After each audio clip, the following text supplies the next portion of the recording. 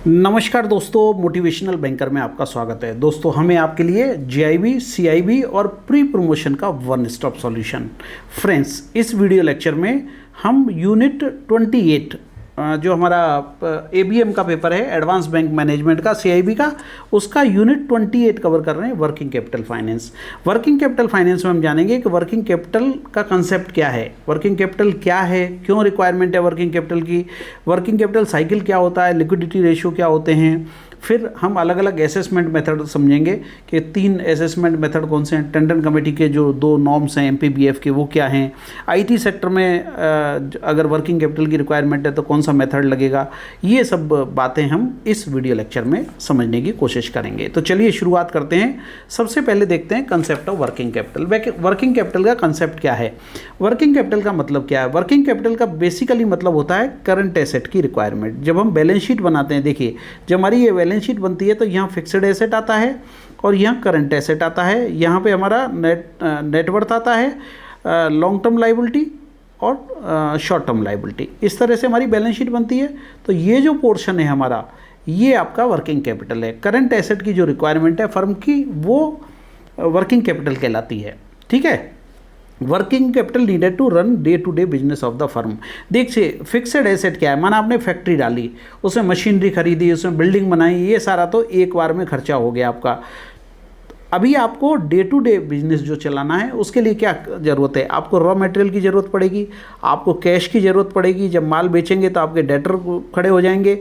ये जो रिक्वायरमेंट है आपकी, ये पूरी होगी आपकी वर्किंग कैपिटल से। ठीक है, तो वर्किंग कैपिटल क्या है, डे टू डे बिजनेस को रन करने के लिए जो पैसे की रिक्वायरमेंट फर्म को रहती है, that is our working capital requirement. Okay, each firm need for working capital is different. It depends on many factors like sales, its working capital cycle और ऑपरेटिंग साइकिल। देखिए कभी भी आप समझिए कि वर्किंग कैपिटल की जो रिक्वायरमेंट रहती है वो हर एक इंडस्ट्री के हिसाब से अलग अलग है। अगर आप पेंट इंडस्ट्री की बात करेंगे, ये सीजनल इंडस्ट्री है। साल में जब दिवाली का सीज़न होता है या मैरिजेज का सीज़न होता है, तब इसकी सेल ज़्यादा होती है, तो इसका ऑपरेटिंग साइकिल जो है हमेशा लॉन्ग मिलेगा। ठीक है, कुछ जैसे एफएमसीजी बिजनेस है, इसकी रिक्वायरमेंट हमको डेली रहती है, तो यहाँ पे जो वर्किंग कैपिटल साइकिल मिलेगा वो छोटा मिलेगा। जब हम वर्किंग कैपिटल साइकिल की बात करेंगे तब इसको समझेंगे कि अलग अलग इंडस्ट्री की नीड किस तरह से, उसकी सेल्स के हिसाब से, उसकी वर्किंग कैपिटल साइकिल के हिसाब से, या ऑपरेटिंग साइकिल जो है उसके हिसाब से उसकी नीड किस तरह से चेंज होती है। ओके, देखिए कुछ टर्म्स जब हम वर्किंग कैपिटल की बात करते हैं तो हम यूज करते हैं। जैसे सबसे पहली टर्म यूज करते हैं ग्रॉस वर्किंग कैपिटल, फिर हम नेट वर्किंग कैपिटल, फिर वर्किंग कैपिटल गैप की बात करते हैं। 3 टर्म्स हैं जिनमें अक्सर का कन्फ्यूजन बना रहता है। ग्रॉस वर्किंग कैपिटल क्या होती है, मैं इसको ऐसा करता हूँ, यूँ ले लेता हूँ तो आपको ये भी दिखता रहेगा। देखिए ग्रॉस वर्किंग कैपिटल क्या है, ये जो मैंने बैलेंस शीट बनाई है इसमें जितनी भी करंट एसेट है ये आपकी ग्रॉस वर्किंग कैपिटल है। करंट एसेट टोटल फर्म की जितनी भी है उसको हम कहते हैं ग्रॉस वर्किंग कैपिटल। फिर नेट वर्किंग कैपिटल क्या है, नेट वर्किंग कैपिटल है हमारी करंट एसेट में से जब करंट लाइबिलिटी को आप माइनस कर देंगे। ये करंट एसेट है आपकी और ये करंट लाइबिलिटी है। करंट एसेट और करंट लाइबिलिटी का जो डिफरेंस है वो आपका working capital, net working capital कहलाता है। और तीसरी टर्म हम यूज करते हैं वर्किंग कैपिटल गैप। जब इस करंट लाइबिलिटी में से हम बैंक बोरोइंग को माइनस कर देंगे तो जितना भी गैप है हमारे पास वर्किंग कैपिटल का वो आ जाएगा। तो ये 3 टर्म्स हैं जिनको हम ज़्यादा यूज करेंगे जब वर्किंग कैपिटल की बात करेंगे। ग्रॉस वर्किंग कैपिटल, आप समझिए जितनी भी शॉर्ट टर्म की रिक्वायरमेंट रहती है, करंट एसेट की रिक्वायरमेंट रहती है फर्म को, वो आपकी ग्रॉस वर्किंग कैपिटल है। जब करंट एसेट में से करंट लाइबिलिटी को आप माइनस कर देंगे तो ये आपकी नेट वर्किंग कैपिटल आ गई। और अगर करंट एसेट में से करंट लाइबिलिटी को माइनस करेंगे परंतु बैंक बोरोइंग को हटाते हुए, तो ये आपका गैप आ गया कि आपको कितनी रिक्वायरमेंट है। देखिए जब भी कोई भी फर्म काम करना शुरू करती है तो वो अपना पैसा लगाती है, वो लॉन्ग टर्म लाइबिलिटी से पैसा लेती है, अपना पैसा लगाती है, और वर्किंग कैपिटल के लिए शॉर्ट टर्म लाइबिलिटी से पैसा लेती है। तो लॉन्ग टर्म लाइबिलिटी का जो लॉन्ग टर्म सोर्स है, ये हमारा सोर्स साइड है, यहाँ से पैसा आता है, तो ये लॉन्ग टर्म लाइबिलिटी जो है, लॉन्ग टर्म सोर्स जो है, लॉन्ग टर्म यूजेज में काम आ जाता है। इससे हमने फिक्स्ड एसेट जनरेट कर ली, नॉन करंट एसेट में पैसा लगा दिया, इंटेंजिबल में पैसा लगा दिया। अभी आप समझिए, माना सर्विस सेक्टर है तो आपका इससे काम चल जाएगा, आपको वर्किंग कैपिटल की रिक्वायरमेंट नहीं है। परंतु अगर आप मैन्युफैक्चरिंग सेक्टर में काम कर रहे हैं तो तो आपको डे टू डे वर्किंग के लिए पैसे की रिक्वायरमेंट चाहिए लगेगी।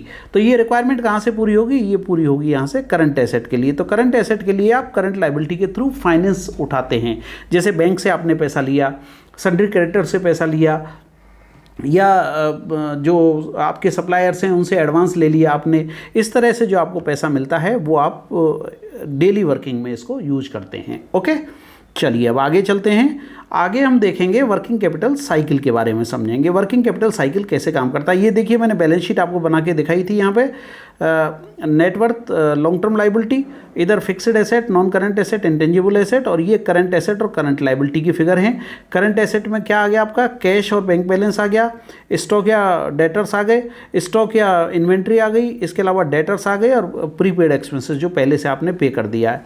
ऐसे ही लाइबिलिटी साइड अगर देखेंगे तो बैंक से जो ओडीसीसी लिमिट ली है वो लाइबिलिटी है, सन्ड्री क्रेडिटर्स जो आपने उधार लिया है वो लाइबिलिटी है, कुछ प्रोविजंस हैं वो लाइबिलिटी है, और कुछ आपको पे करना है अगर शॉर्ट टर्म में तो वो भी आपकी करंट लाइबिलिटी है। इस तरह से हम बैलेंस शीट बनाते हैं। ओके, डिटेल में मैंने आपको बैलेंस शीट वाले चैप्टर में इसको एक्सप्लेन किया हुआ है, वहां से आप देख सकते हैं। अब बात करेंगे वर्किंग कैपिटल साइकिल के बारे में। देखिए, the normal operations of a business enterprise consist of some of all of the actions. जैसे कोई भी जब हम मैन्युफैक्चरिंग यूनिट में काम करते हैं तो हमको रॉ मटेरियल की रिक्वायरमेंट रहती है। रॉ मटेरियल जब आ जाएगा उसको प्रोसेस करेंगे और उसको रॉ मटेरियल को किस में कन्वर्ट करेंगे, फिनिश्ड गुड्स में। फिर जब फिनिश्ड गुड्स यानी हमारे पास फाइनल प्रोडक्ट तैयार हो गया तो हम उसको सेल करेंगे। Selling these goods on cash और ऑन क्रेडिट बेसिस। अब दो ही तरीके हैं, या तो कैश में बिकेगा आपका माल और या क्रेडिट पे बिकेगा। क्रेडिट पे बिकेगा तो आपको यहाँ क्या डेटर्स तैयार हो जाएंगे। रिसीव कैश ऑन सेल्स, देखिए कैश में बिक गया तो कैश में कन्वर्ट हो ही गया, और अगर क्रेडिट में बिका तो कुछ टाइम के बाद 2 महीने 3 महीने का जो भी क्रेडिट पीरियड है उसके बाद में वो आपका कैश में कन्वर्ट हो जाएगा। ये भी तो अल्टीमेटली ये साइकिल कैसे चला, आपने रॉ मटेरियल परचेज किया और वहाँ से वापस ये कैश में कन्वर्ट हो गया। तो ये पूरा जो वर्किंग कैपिटल का साइकिल है वो इस तरह से चलता है। This is called working capital cycle. The length of this cycle depend on, मैं पहले भी आपसे बात कर चुका हूँ, जैसे मैंने बात की थी आपसे पेंट इंडस्ट्री की। पेंट इंडस्ट्री में जो वर्किंग कैपिटल साइकिल होगा हमेशा लंबा होगा, क्योंकि यहाँ पे रिक्वायरमेंट जो है, सेलिंग जो है, देखिए बहुत सारे फैक्टर हैं जिन पे डिपेंड करता है। सेल्स पे डिपेंड करता है, माना आपकी सेल्स दिवाली के टाइम पे ही ज़्यादा होती है तो आपका वर्किंग कैपिटल जो साइकिल है आपका लंबा होगा हमेशा। तो the stock of raw material required to be held. अब यहाँ देखिए जैसे पेंट इंडस्ट्री है, यहाँ पर रॉ मटेरियल आपको काफ़ी सारा लगेगा। आप जो फिनिश्ड गुड्स है आपका उसको बनाते जाएंगे बनाते जाएंगे बनाते जाएंगे। जब आपका सीजन का टाइम आएगा, दिवाली का टाइम आएगा, तब आपकी एक साथ में ही सेल्स होगी। तो work in progress which in turn depend on the process involve in manufacturing and processing of raw material. The credit requirement to be provided to the purchaser the longer the working capital cycle. जितना लंबा working capital cycle होगा उतनी ही credit भी बढ़ जाएगी आपकी। Longer time period required longer working capital. तो working capital जब लंबी होगी तो आपको टाइम पीरियड भी इसमें ज़्यादा लगेगा। देखिए वर्किंग कैपिटल साइकिल का मैंने ग्राफ बनाने की आपको कोशिश की है कि किस तरह से काम करता है। ये समझिए आपने बैंक से पैसा लिया, कैश में लिया या चेक से पैसा दिया, उससे आपने क्या परचेज किया, रॉ मटेरियल परचेज किया। रॉ मटेरियल से वर्क इन प्रोग्रेस बनाया, वर्क इन प्रोग्रेस से आपका फिनिश्ड गुड्स बन गया। ये फाइनल गुड्स आपकी तैयार हो गई जिसको आप सेल करेंगे। ठीक है, ये फाइनल गुड्स है जिसको आप सेल करेंगे। अब आपने इसको सेल कर दिया। अब सेल के दो तरीके हैं, या तो डायरेक्ट कैश में सेल हो गई आपकी, और या आपकी क्रेडिट में सेल हुई। क्रेडिट में अगर सेल होगी तो रिसीवेबल्स आपके खड़े हो जाएंगे जिनको हम सन्ड्री डेटर्स कहते हैं।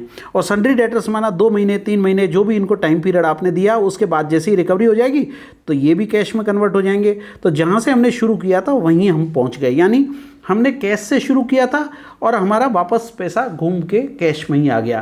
तो ये हमारा पूरा वर्किंग कैपिटल साइकिल कहलाता है। इसी तरह से मैन्युफैक्चरिंग सेक्टर में वर्किंग कैपिटल साइकिल चलता है। एफएमसीजी जो सेक्टर है उसमें वर्किंग कैपिटल साइकिल छोटा होगा, क्योंकि यहाँ डेली मैन्युफैक्चरिंग होना है, डेली सेल्स होना है।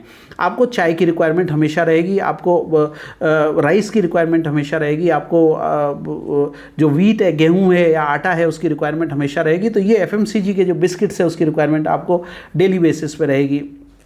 तो ये जो एफएमसीजी के आइटम्स है, आपका टूथब्रश है, टूथपेस्ट है, ये फास्ट मूविंग गुड्स हैं। एफएमसीजी जो है फास्ट मूविंग कंज्यूमर गुड्स हैं। तो यहाँ वर्किंग कैपिटल साइकिल हमेशा छोटा होगा, जल्दी प्रोडक्ट बनेगा और जल्दी बिक जाएगा। परंतु कुछ सेक्टर्स ऐसे होते हैं जहाँ पे वर्किंग साइकिल हमेशा आपको लंबा लगता है। ओके, अब बात करते हैं कुछ लिक्विडिटी रेशियोज की। देखिए, जब वर्किंग कैपिटल साइकिल की बात करते हैं तो हम नेट वर्किंग कैपिटल की और करंट रेशियो की बात करते हैं। करंट रेशियो क्या है हमारा? करंट एसेट को करंट लायबिलिटी से जब हम डिवाइड करेंगे तो हमारा करंट रेशियो आएगा। अब आप देखते हैं कुछ केसेस में आपका करंट रेशियो जो है लेस देन 1 होगा। लेस देन 1 का मतलब क्या हो गया? यहाँ पे करंट एसेट आपकी कम है और करंट लायबिलिटी ज़्यादा है। करंट रेशियो का फॉर्मूला क्या है? Current asset upon current liability. जहां आपको लेस देन 1 होगा वहां पे करंट एसेट आपके पास कम है और करंट लायबिलिटी ज़्यादा है।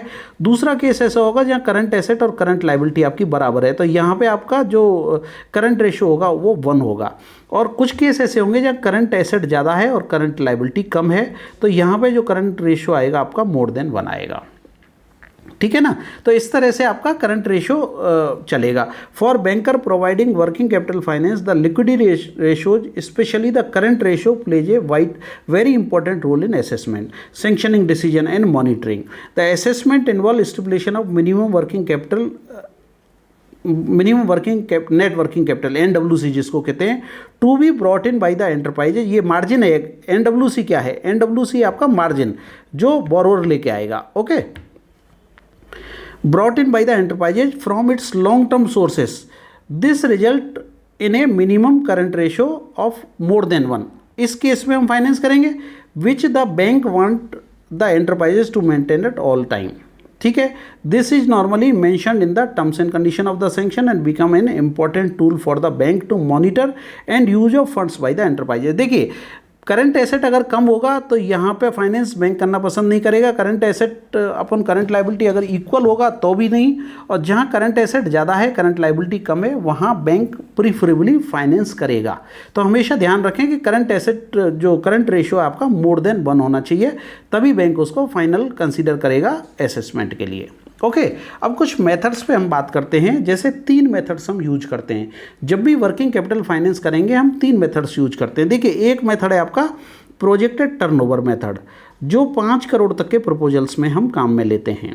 ठीक है, ये प्रोजेक्शंस के सेल्स का जो प्रोजेक्शन है उसके बेसिस पे हम इसका असेसमेंट करते हैं। दूसरा मेथड है आपका प्रोजेक्टेड बैलेंस शीट मेथड, या जिसको टंडन कमेटी मेथड भी कहते हैं। इसमें 3 मेथड हैं, 1, 2, 3। ठीक है, थर्ड मेथड को आरबीआई ने एक्सेप्ट नहीं किया, तो टंडन कमेटी के 1 और 2 मेथड पे हम बात करेंगे, जिसको MPBF भी कहते हैं, मैक्सिमम परमिसिबल बैंक फाइनेंस। ये कहाँ लगेगा? 5 करोड़ से ऊपर का अगर फाइनेंस है, मोर देन 5 करोड़ का फाइनेंस है तो MPBF लगेगा। 5 करोड़ तक का फाइनेंस है नॉर्मल में, और IT सेक्टर में 2 करोड़ तक का फाइनेंस है तो हमारा ये प्रोजेक्टेड टर्नओवर मेथड लगेगा, जो सेल्स के बेसिस पे करते हैं। और अगर सीजनल इंडस्ट्री है, जैसे होटल इंडस्ट्री को आपको लोन करना है, जैसे रोड कंस्ट्रक्शन के लिए लोन करना है, तो आपको लगेगा कैश बजट मेथड। ये 3 मेथड हैं जिस पे हम आगे चर्चा करने वाले हैं। ओके, अब देखिए, पहले हम बात करते हैं फर्स्ट मेथड पे, प्रोजेक्टेड बैलेंस शीट या MPBF मेथड, जिसको टंडन कमेटी भी मेथड कहते हैं, और MPBF method for assessment of bank finance. अब देखिए, यहाँ हम डिसाइड क्या करेंगे? Deciding on the level of sales. This is a very important step in the method of assessment of working capital limit. In case of existing enterprises, the past performance is used as a guide to make an assessment of this. In case of new enterprises, this is based on the production capacity, proposed market share, availability of raw material, industry norms, etc. Despite analysis of all the data, accurate estimate of future turnover is often an area of disagreement between the bank and the borrower. क्या कहना चाहते हैं कि जो level of sales रहता है, देखिए, जो बोरोवर है वो कहेगा सर मैं 3 करोड़ की सेल्स अचीव कर लूँगा, बैंकर कहेगा नहीं, आपका जो प्रीवियस रिकॉर्ड है उसके हिसाब से हमको लगता है आप 2 करोड़ का सेल्स अचीव कर पाएंगे। तो ये हमेशा डिसएग्रीमेंट की बात रहेगी दोनों के बीच में। कभी भी जो बोरोवर प्रोजेक्शंस देगा उसको बैंकर एक्सेप्ट नहीं करता है, बैंकर उससे कम को ही एक्सेप्ट करता है। तो सबसे पहला फैक्टर है जो सेल्स डिसाइड होगी वो है। ठीक है, दूसरा है असेसमेंट ऑफ ग्रॉस और टोटल वर्किंग कैपिटल। दूसरा है असेसमेंट ऑफ ग्रॉस और total, this is the sum total of assessment of various component, जैसे इन्वेंट्री। देखिए, ग्रॉस वर्किंग कैपिटल का मतलब क्या हो गया? Total current asset. Total current asset, total current asset में क्या आ गया आपका? इन्वेंट्री आ गया, इसके अलावा रिसीवेबल्स आ गए, दूसरी करंट एसेट आ गई। For assessing the stock level of the raw material, work in progress, the finished goods, formation like lead time, minimum order quantity, location and number of suppliers, percentage of important material, manufacturing process etcetera are taken into account. ऐसे ही receivables का है, this estimate is relatively simpler compare to the inventory. This is mostly govern by the market practices applicable to a particular business और place. Other current asset में क्या है, reasonable estimate of other current asset like cash का level क्या होगा, supplier से advances क्या मिलेगा, एडवांस टैक्स पेमेंट क्या होगा, ये सब अदर करंट एसेट में आपके आ जाएंगे। देखिए ये जो मेथड है आपका, ये 5 करोड़ से ऊपर में, मोर देन 5 करोड़, एवं 5 करोड़ में एप्लीकेबल होता है। ठीक है, अब आगे बात करते हैं हम source of meeting of working capital requirement. देखिए एक तो ओन सोर्स है जो बोरोवर लेके आएगा, जिसको हम NWC कहते हैं। नेट वर्किंग कैपिटल क्या हो गई आपकी, नेट वर्किंग हो गई आपकी current asset minus current liability, या long term surplus of long term funds over long term usages, long term sources minus long term usages. ठीक है, तो ये NWC means net working capital, it should be 25% of current asset. Other current liabilities में क्या हो गया, suppliers credit है, trade creditors जिनको कहते हैं, expenses like salaries payable, advances from customer etcetera, और तीसरा हो गया आपका बैंक फाइनेंस जो मिलेगा। तो ये आपके शॉर्ट टर्म के सोर्स हैं, शॉर्ट टर्म सोर्स है। Source of meeting working capital, कहाँ से पैसा आएगा आपको, देखिए नेट वर्किंग कैपिटल से, दूसरी करंट लाइबिलिटी से, और या बैंक फाइनेंस से। जब हम बैलेंस शीट बनाते हैं तो आप देखते हैं ना, ये हमारा जो करंट लाइबिलिटी है, करंट लाइबिलिटी में यही सारे फैक्टर्स आते हैं। ठीक है ना, अब जो 3 मेथड दे रखे हैं उनको हम यूज करके देखेंगे कि किस तरह से वो काम करते हैं। देखिए there are 3 method of calculate working capital recommended by Tandon committee. RBI accepted only first and second method, third method को RBI ने एक्सेप्ट नहीं किया। अब फर्स्ट, सेकंड और थर्ड में बेसिकली फ़र्क क्या है आप देखिए। फर्स्ट मेथड ऑफ लेंडिंग जो है वो कहता है कि under this the enterprises are required to bring at least 25% of working capital gap. Working capital gap क्या हो गया आपका, current asset minus current liability excluding bank borrowing. Second method कहता है कि 25% करंट एसेट का लेके आना है। देखिए सेकंड मेथड है थोड़ा कंजर्वेटिव है, ठीक है, फर्स्ट मेथड थोड़ा लिबरल है, और थर्ड चूंकि RBI ने इसको एक्सेप्ट ही नहीं किया इसलिए थर्ड की हम बात नहीं करेंगे। अब इसमें देखिए कैसे काम करता है ये, यहाँ एक मैंने एग्जांपल लिया है आपके लिए। माना करंट एसेट है 1000, ठीक है, दोनों केसेस में। अदर करंट एसेट है 200, तो वर्किंग कैपिटल गैप कितना आ गया आपका, वर्किंग कैपिटल गैप है आपका 800। ओके, तो नेट वर्किंग कैपिटल रिक्वायरमेंट कितनी हो गई। फर्स्ट मेथड में आपको 25% ऑफ वर्किंग कैपिटल गैप लेना है, तो 800 का 25% कितना आ गया 200। यहाँ पे आपको 25% ऑफ सेकंड मेथड में 25% ऑफ करंट एसेट लेना है, तो ये कितना आ गया आपका 250। तो NWC आपका नेट वर्किंग कैपिटल रिक्वायरमेंट कितनी आ गई, यहाँ 200 आई और यहाँ 250 आई। जब आप इसको माइनस करेंगे इसमें से वर्किंग कैपिटल गैप में से, तो ये कितना आ गया आपका 800 माइनस 200 आ गया आपका 600, और इस केस में 800 माइनस 250 आ गया आपका 550। अब आप देखिए फर्स्ट मेथड ऑफ लेंडिंग अगर लगाएंगे तो यहाँ 600 लैक्स है ये, तो 6 करोड़ का फाइनेंस कर सकते हैं, वेयर एज यहाँ पे आप 5.5 करोड़ का ही फाइनेंस कर पाएंगे। तो ये दोनों मेथड्स में फ़र्क है। अगर लिबरल चलना है आपको तो फर्स्ट मेथड से फाइनेंस करेंगे, और कंजर्वेटिव चलना है तो सेकंड मेथड से फाइनेंस करेंगे। It may be noted that while the second method of lending result in current ratio of at least 1.33, in case of first method it could be less, and in the third method it is likely to be more than this. Third method को छोड़िए, depending upon the loan policy of the bank, working capital limit can be arrived at by deducting from the total projected current asset and stipulated net working capital and the projected short term liabilities। तो ये दो method आपको दिए हुए हैं, first method of lending और second method of lending. अगर conservative वे में चलना है तो सेकंड मेथड से फाइनेंस करेंगे, और लिबरल चलना है तो फर्स्ट मेथड ऑफ लेंडिंग से फाइनेंस करेंगे। तो ये दो मेथड हैं टंडन कमेटी के।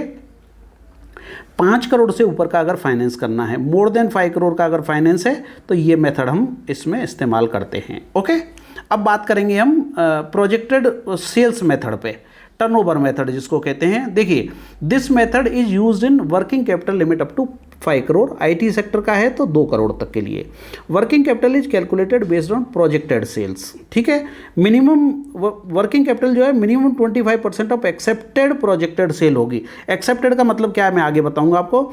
नेट वर्किंग कैपिटल और मार्जिन 5%, ये जो बोरोवर को कंट्रीब्यूशन लाना है तो 20% फाइनेंस हो गया बैंक का। इस केस में रेशियो जो है 4:1 है, क्योंकि 25% आपको फाइनेंस करना है, 5% इसका है, तो ये रेशियो हो गया आपका 4:1। यहाँ करंट रेशियो है आपका 1.25 का। In case of borrower bring higher margin limit will be reduce. देखिए कैसे आगे देख लेते हैं। समझिए एक बोरोवर है जिसने आपको प्रोजेक्शन दिया 1 करोड़ 10 लाख रुपए का, आपने एक्सेप्ट किया 1 करोड़ रुपए का। अब 1 करोड़ रुपए का आप 25% फाइनेंस करेंगे तो कितना आ गया 25 लाख रुपए। अब इसमें से 5% आपको बोरोवर से लेना है, यानी 5 लाख उसको लाना है, तो फाइनेंस कितना हो गया 25 - 5, यानी 20 लाख रुपए का आप मैक्सिमम इसको फाइनेंस कर सकते हैं। अब आप देखिए, समझो ये 5 की जगह वो 7 लाख का मार्जिन ले आया, तो ये 20 की लिमिट कितनी रह जाएगी आपकी 18 लाख। तो 7 + 18 कितना हो गया 25। तो 25% से ज़्यादा आप फाइनेंस नहीं कर सकते, जिसमें से 5% बोरोवर को अपना मार्जिन लाना होता है। तो ये टर्नओवर मेथड है, सिंपलेस्ट मेथड है। 5 करोड़ तक की लिमिट में यही इस्तेमाल करते हैं बैंकों में। मैक्सिमम फाइनेंस जो ब्रांच लेवल पर होता है वो इसी मेथड से फाइनेंस होता है, ठीक है। तो ये मेथड हो गया हमारा टर्नओवर मेथड ऑफ असेसमेंट। अब एक और मेथड पे हम बात करेंगे सीजनल इंडस्ट्री के लिए। सीजनल इंडस्ट्री के लिए हम कैश बजट मेथड इस्तेमाल करते हैं। कैश बजट मेथड में देखिए क्या होता है।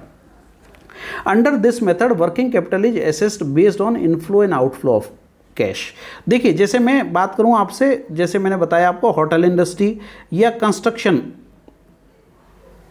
कंपनी जो है रोड प्रोजेक्ट वगैरह जो बनाती है, उनका इनफ्लो आउटफ्लो होता है, इनके पास सारा काम कैश का होता है एक तरह से, आप देखिए, ठीक है। Monthly cash flow budget is prepared, हर महीने का कैश फ्लो बजट बनाया जाएगा, क्या आ रहा है और क्या जा रहा है, कितना इनफ्लो और कितना आउटफ्लो है। इनफ्लो कहाँ से आएगा, जो सेल्स हो रही है उससे। माना इन्होंने गवर्नमेंट का काम किया, 5 करोड़ का बिल जनरेट किया, 2 करोड़ रुपया उन्होंने दे दिया, फिर 3 करोड़ का नया बिल जनरेट कर दिया, तो ये इस तरह से इनफ्लो आता रहेगा। और आउटफ्लो कहाँ आएगा, रॉ मटेरियल परचेज करने में, सीमेंट परचेज करना है उनको, रेती बजरी खरीदना है, वेजेस देनी है, सैलरी देना है, या ऑफिस के खर्चे हैं, ये सारा इनका आउटफ्लो है। और यहाँ जो आउटफ्लो इनफ्लो का डेफिसिट रहेगा वो बैंक फाइनेंस करती है। इसके अलावा बैंक डीपी रेगुलेट करती है। डीपी में हम सिक्योरिटी और मार्जिन का भी ख्याल रखते हैं जब डीपी कैलकुलेट करते हैं। अब यहाँ देखिए मैंने आपको ये पूरा बताया है कि कैसे फाइनेंस करते हैं। देखिए अप्रैल से लेके मार्च तक का आपने इसका इनफ्लो आउटफ्लो बनाया। इनफ्लो में आ गई आपकी रिसिप्ट। रिसिप्ट में क्या आया, ओपनिंग बैलेंस ले लिया आपने, टर्म लोन से कुछ पैसा मिला वो इनफ्लो हो गया आपका, जो सेल्स हुई वो इनफ्लो में आ गया, और कुछ और कैश का इनफ्लो आया, तो ये टोटल कैश इनफ्लो हो गया। अब आपका एक्सपेंडिचर आउटफ्लो कहाँ रहा, माना कैपिटल एक्सपेंडिचर कर दिया आपने, टर्म लोन का कुछ रिपेमेंट कर दिया, रॉ मटेरियल परचेज कर दिया, wages, power fuel, interest payment कर दिया, या अदर कैश इनफ्लो आउटफ्लो कर दिया आपने। और भी तो पैसा लगेगा ना आपको, मिसलेनियस पैसा जब लगता है, जब कोई भी काम करते हैं आप, तो ये आपका टोटल आउटफ्लो आ गया। ओके, तो ये इनफ्लो आ गया और ये टोटल आपका आउटफ्लो आ गया। अब जब इसको माइनस करेंगे, अब आप ऐसे समझिए, आपका इनफ्लो था इसमें 5 करोड़ रुपए का और आउटफ्लो था आपका 6.5 करोड़ का। मैं एक ही महीने की बात लेके चल रहा हूँ, तो आपका डेफिसिट कितना आ गया 1.5 करोड़ का, ठीक है। अब देखिए यहाँ 1.5 करोड़ आया, यहाँ 2 आया समझो, फिर यहाँ 2 आया, यहाँ 2.25 आया, यहाँ 2.50 आया। इस तरह से मंथली ये निकाला जाता है। और इसमें से हाईएस्ट जो आपका ये है शॉर्टेज जो है, डेफिसिट जो है, उसको बैंक फाइनेंस करता है। बैंक फाइनेंस करते टाइम में मार्जिन का भी ख्याल रखा जाता है। इसमें से मार्जिन निकाल दिया जाएगा, जो 25% मार्जिन है वो कम कर देंगे, तो ये क्लोजिंग आपका जो बैंक फाइनेंस है वो इसमें आ जाएगा। तो ये कैश बजट मेथड है। कैश बजट मेथड हमेशा सीजनल इंडस्ट्री के लिए काम आता है,